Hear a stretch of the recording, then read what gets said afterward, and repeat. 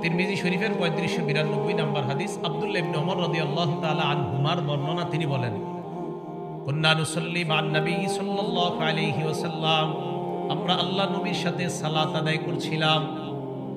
ফাকালা রাজুলুম মিনাল কওম আল্লাহু আকবার কাবীরা আলহামদুলিল্লাহি হামদান কাসীরা ওয়া সুবহানাল্লাহি বুকরাতাও ওয়া আসীলা। একজন এটা বলে উঠছে।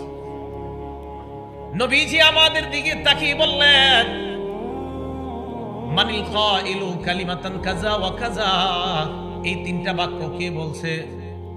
এক সাহাবা বললেন, আনা হুজুর, আমি কইছি। হুজুর তুমি বলছো এই তিনটা? বাজি আজিতুলাহা, তোমার এই তিন বাক্য শুনে আমি আশ্চর্য হয়ে গেছি।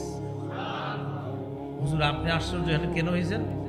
তোমার এই তিন বাক্য বের হওয়ার পর আমি তাকায় দেখলাম আসমানের সব দরজা খোলা হয়ে গেছে, এগুলো আকাশে যাওয়ার জন্য, আরশে যাওয়ার জন্য। তাহলে জিকির শূন্য যেন আমাদের জিহ্বাগুলা না হয়, আমাদের জবান সদা সর্বদা যেন আল্লাহ জিকিরে কাটাইতে পারে, আল্লাহ তৌফিক দান করেন। তো এটা লাভ কি? প্রশান্ত হৃদয় যদি অর্জন করা যায়, এই অর্জন করতে পারলে সূরা ফজরে দেখবেন অনেক হুজুররা ফজরের নামাজে পড়ে অথবা মাগরিবের নামাজে পড়ে, ফজর নামাজে পুরোটা পড়ে, আর মাগরিবের নামাজে এই সূরা ফজরের 27 থেকে 30 নম্বর আয়াত পড়ে, ইয়া আইয়াতুহান নাফসুল মুতমাইন্নাহ ইরজিই ইলা রাব্বিকি রাদিয়াতাম মারদিয়া ফাদখুলি ফি ইবাদি ওয়াদখুলি জান্নাতি। এই আয়াতের অর্থ হলো, হে প্রশান্ত হৃদয়ের অধিকারী, ইরজিই ইলা রাব্বিক, তুমি তোমার রবের দিকে প্রত্যাবর্তন করো, রাদিয়াতাম মারদিয়া, সন্তুষ্ট চিত্তে সন্তুষ্ট ভাজন হয়ে, ফাদখুলি ফি ইবাদি, আমার বান্দাদের অন্তর্ভুক্ত হও, ওয়াদখুলি জান্নাতি, আমার জান্নাতে প্রবেশ করো।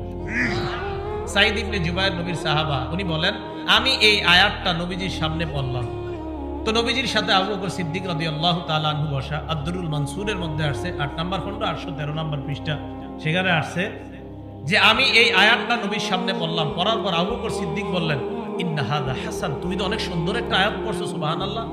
নবীজি কয়, আবু বকর, যে আয়াতটা পড়ছে এই আয়াতের মর্মবাণী হলো যে প্রশান্ত হৃদয়ওয়ালাদেরকে ফেরেশতা স্বাগত জানাইতে জানাইতে জান্নাতের দিকে নিয়ে যাবে।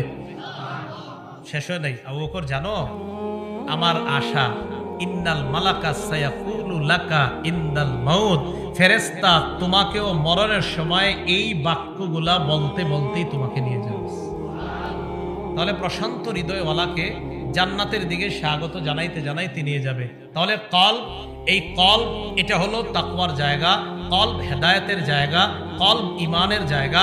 এই কলব যদি ঠিক থাকে সব ঠিক। কলব কিভাবে ঠিক বানাবো? জিকিরের মাধ্যমে। জিকিরের মাধ্যমে যদি প্রশান্ত হৃদয় অর্জন করতে পারি, ওই প্রশান্ত হৃদয় নিয়ে ইনশাআল্লাহ আল্লাহর জান্নাতের মেহমান হতে পারবো। বলতে যা শুনলাম বললাম এর উপর আমল করার তৌফিক দান করেন। আমিন ওয়া আখিরু দাওয়ানা আলহামদুলিল্লাহি রাব্বিল আলামিন।